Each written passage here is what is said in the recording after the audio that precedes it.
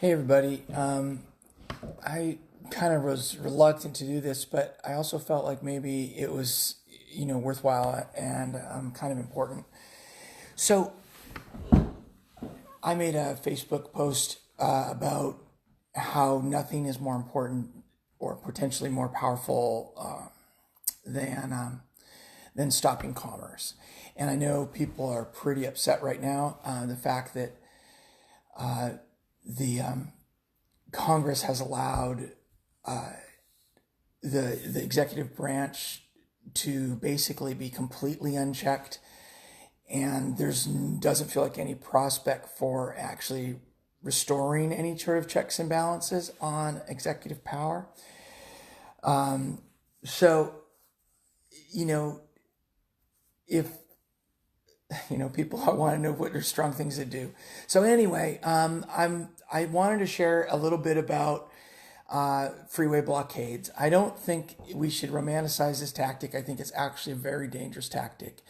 And I don't think we should romanticize escalation, because escalation can result in unintended consequences, including people getting hurt or killed. And, Lamar Alexander's point today, I thought or today or yesterday, whatever the hell it was pretty intense. He's saying that his justification for, and maybe his mental gymnastics around finding the offenses of Trump's not impeachable, was at least in some manner based on his own fear that for the Congress to actually hold the demagogue accountable could result in the pouring fire or fuel on the fire of the culture wars. So anyway, I wanted to very quickly go through what I think are safe or the most safe ways to do a freeway blockade. I've only done one freeway blockade myself, and I've looked at the freeway blockades of others, and so I'm going to compare these two ways of doing it. One way of doing it is what we did in 2016, and I have a slideshow of that on my Facebook page. And what we did is we were meeting a march. I did a little bit of cartoonish drawings here. And my wife is going to come in, so then she's going to wonder what the fuck is going on. But so the DC blockade, we had 3 lanes of traffic, and like you can see in the photos here, 3 lanes on a freeway, I-395. And what we did is we knew that there was a march that was going to be coming down this street, and we were in touch with that march, and so we timed it. We stayed away. And we when we got word that they were getting close, we started to drive a couple miles from Virginia to downtown DC to a spot that was predetermined where we knew we wanted to stop. Now you notice one thing that's interesting about this spot is that there's grass here, so there's an easy access for marchers to come down onto the freeway. They didn't have to come down an on-ramp. They didn't have to go against traffic.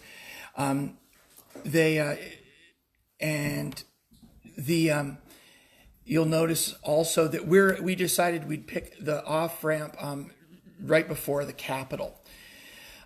We also made sure that we stopped in time to put up our blockade in time so that we could put another banner across an overpass, so that traffic that was further back would be able to see the messaging.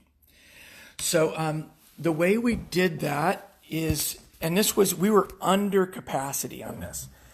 We had 2 vehicles in 3 lanes, and we were on the phone to each other, and you could use a conference line. I'm sure there's other ways to do this, but we were driving, and then simultaneously started slowing down and curving.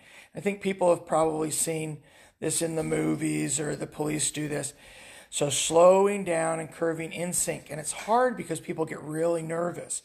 So to do this, you got to kind of have people who can stay really calm under pressure and help each other stay calm and remind each other it's time to stop, okay? Because you got to stop before you get past the overpass. So then the other thing we did is, so once we stopped, we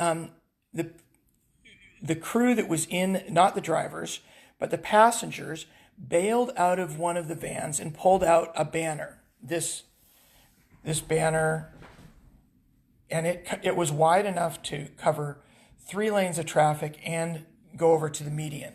So you can see here, 3 lanes of traffic and the median.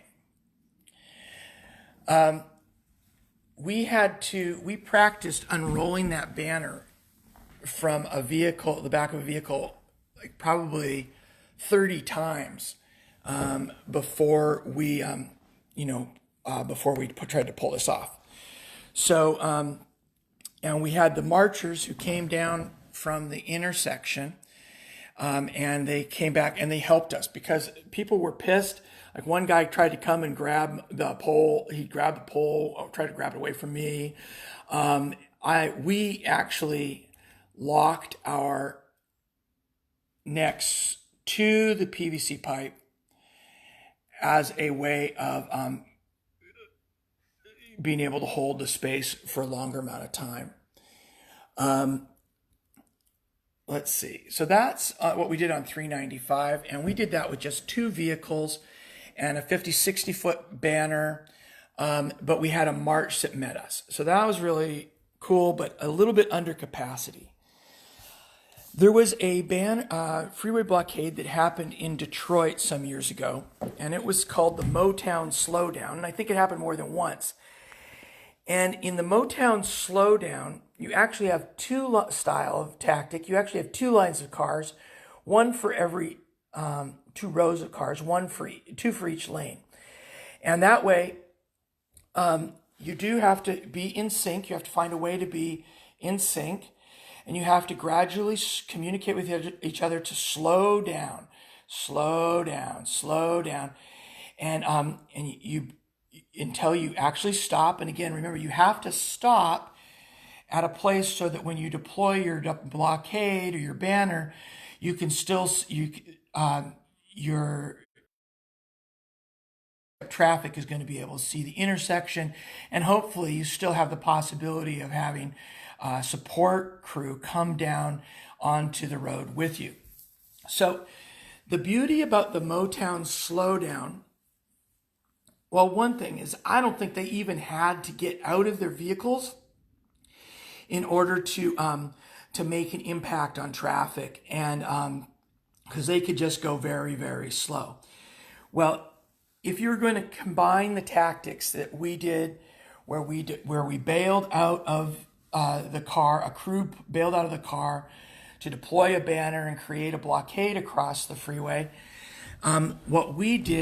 what I would suggest is to use the Motown Slowdown tactic of having 2 rows of vehicles, have the blockaders deploy from the first row of vehicles to unfurl banner or lock down or whatever they're going to do, and then allow that first row of vehicles to drive away. Note, when we did this in DC, the vehicles that we deployed from left as soon as we had the banner deployed. Okay, so in the Motown Slowdown version, you would deploy the banners and then let the first row of cars go. That gives a bit of plausible deniability for the second row of cars, and it becomes a cushion for the anger that you're going to experience from the people who are backed up.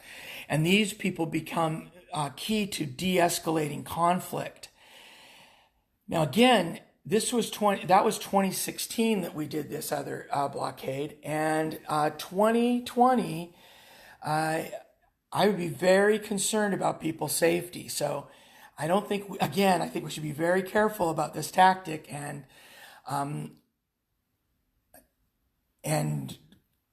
I'm not recommending you do it. I'm just trying to show you how, if you were going to think that this is the kind of thing that you want to do, these are some things to think about for how to do it. So you have to have the synced communication. Ideally, you have every lane of traffic filled with a vehicle, and you have peacekeepers, de-escalators here, and to protect the people who are locked down. Because if you're locked down and you have like a U-lock on a banner on a like PVC, you're quite vulnerable. Like you could very much be seriously injured or killed if some asshole attacks you. And you know, you don't have to hold the space forever. You can negotiate you can have a police liaison negotiate. You make sure that you have your own internal media sources so that you have folks that are getting the photos and the video that you need to share your action. So you could be live streaming like this person was, or we had another person on an overpass watching us do this from a distance. And then in this here, I'm going to try to read this thing. In this, sorry, I'm not very good at this whole live stream thing. This slideshow, pictures from the DC blockade, I did write up this piece. So important note, freeway blockades are a powerful but dangerous tactic and need careful planning and messaging. Do not treat lightly. Best to have at least one vehicle per lane and a banner blockade to stretch entire width of the road, including the shoulder. Vehicles line up side by side and slow down gradually together at a planned and scouted location. It may help to use the police tactic of slowly swerving left and right if you can do that safely and in sync with other blockade vehicles. Best to have 2 cars per lane like they did with the Motown slowdown, so that the rear cars stay in front of the stop traffic.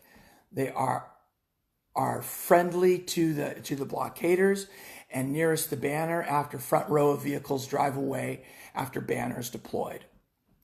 The banner team should be in one or more of the front row of vehicles and exit with the banner. And like I said before, you want to practice the exit and the unfurling of that banner many, many times, because when you're in a situation like this, it's far more difficult to think and move.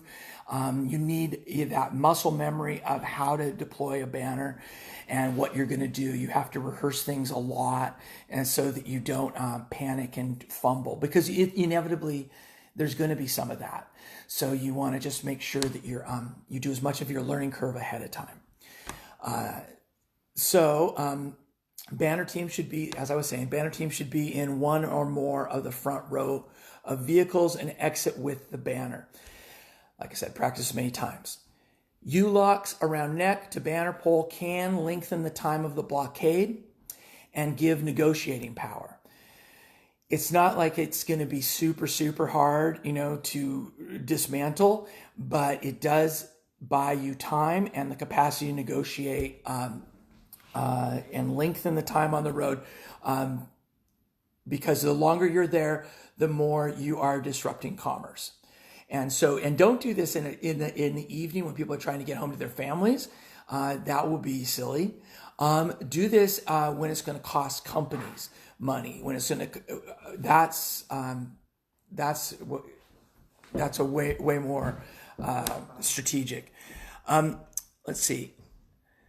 Signage and communications with media can give context to the frustrated travelers, many of whom might sympathize with the cause, but are under normal pressures we can all relate to.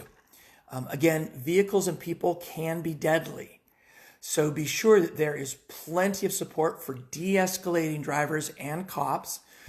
Do not carry any weapons, pocket knives, drugs, etc. Designate a police liaison and have no one else speak to the police.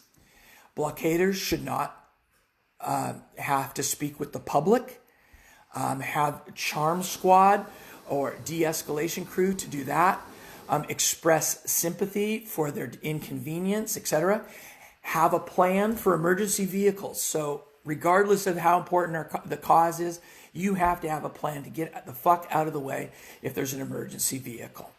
Okay, make sure supporters with clear messaging can be seen at an overpass near the planned spot. And it's even better if there's access to a freeway so that pedestrian supporters can join the blockade. Again, be very, very, very careful and take care of each other.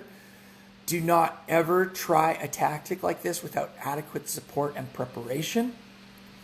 And I hope that if you have a close group of friends and you think you can put together something with again, the preference is to have 2 vehicles per lane and a banner that crosses all lanes plus the median, and that you feel like this is the kind of moment when this kind of tactic is necessary. I hope that this will help keep you safe and keep others safe. And please be aware of the places that you're doing this and the culture of the place that you're doing this. Do not put more vulnerable people on the front line. This is a really important place for people with privilege to spend some of that privilege. Thanks.